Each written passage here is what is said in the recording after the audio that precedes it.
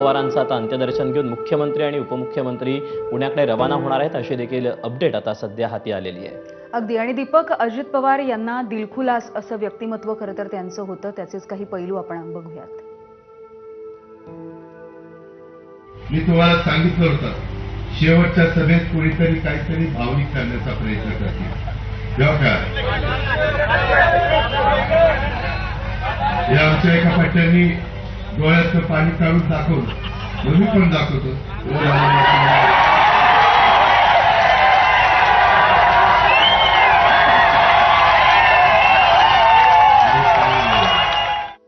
रात्री तमाशा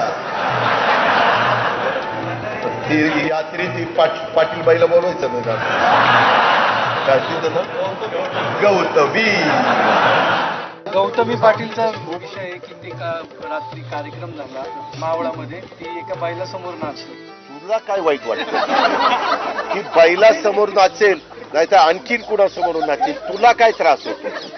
तुला काय वाईट वाटतं? आप और अजीत दादा पवार साहब भी कल डिप्टी सीएम पद की शपथ लेंगे। अरे भैया, अभी तो कहा, देवेंद्र जी ने भी कहा, मैं भी कह रहा हूँ, रुको थोड़ा, अभी शाम तक रुको, अभी कल शपथ ली है ना। उनका समझ में आएगा, मैं तो लेने वाला हूँ।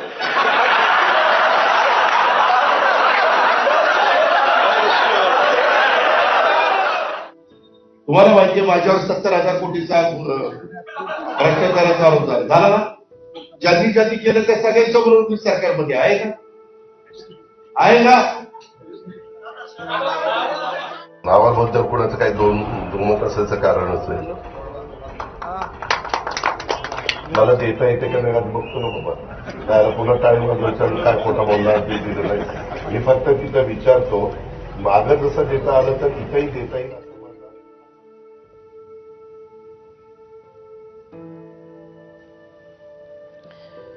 तेव्हा असे हे दिलखुलास दादा आज आपल्यातून निघून गेलेले आहेत. विमान अपघातामध्ये अजितदादांचं निधन झालेलं आहे आणि अजितदादांवर प्रेम करणारी ही सगळी मंडळी